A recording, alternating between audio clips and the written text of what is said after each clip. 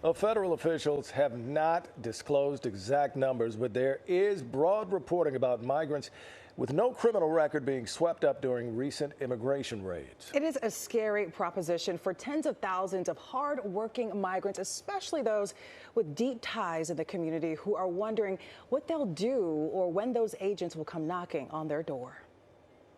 Antonio and Sarahi own their family home, two businesses, this restaurant and the deli at the corner, and employ nearly 30 people, some of whom are also undocumented. None of it is in Antonio's name because of his undocumented status, but Sarahi says it's all driven by her dad's pursuit of the American dream. We're entrepreneurs, we're working hard, we don't have any criminal records, we're following the rules, we're making the community a better place, a safe place.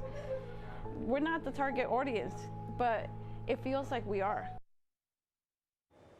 Now, Pix 11 spent the day with the family for our community close-up with Jay Dow, and Jay is joining us this morning to give us more insight into their incredible story. Jay, this is heartbreaking. Are they in danger of being deported? Well, good morning to both of you. And the technical answer is yes. If you listen to ICE officials, they'll tell you that they are targeting migrant criminals. That's who they're going after in these enforcement actions.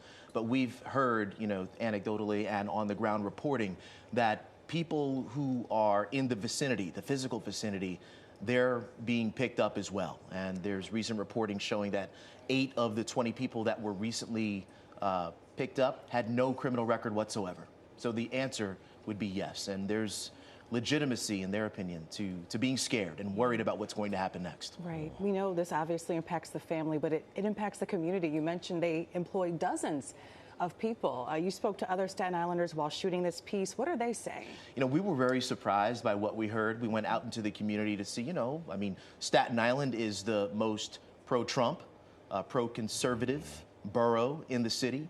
And, on paper, you would think that this family and their restaurant is not, on friendly ground. But we heard from everyone who we spoke with that they sincerely believe that the Marquez family and their employees are not who ICE is looking for, not the target audience. But again, that's not the reality. There's a disconnect there. And this family, very brave for coming forward and speaking up. Her father is undocumented. Sarahi Marquez's father is undocumented, but he believes that he has standing in the community, that he's going to persevere. We'll see. It's so funny because even at my dry cleaner, I went the other day and there was nobody there. And she said, well, I let my employees go down to the protest in Newark. She said, and then she asked me, do you think this is good for the small business community? And I went, well, look at your shop. This is one day. What happens when your employees just don't come in, period? This is something that's going to really impact a lot of people. Well, there's another side to this debate because there are plenty of people who are going to say, you know what? They entered the country illegally. Yeah. I did so 20 or 30 years ago. I did it, quote unquote, the right way.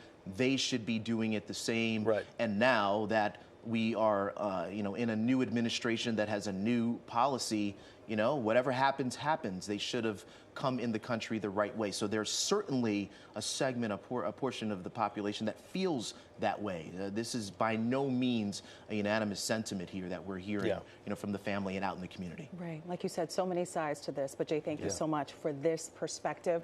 Of course, be sure to tune in today at 5:30 to watch Community Close-Up with Jay Dow. This latest episode has some other great stories that Jay is going to talk about. He'll be back with us in our next hour.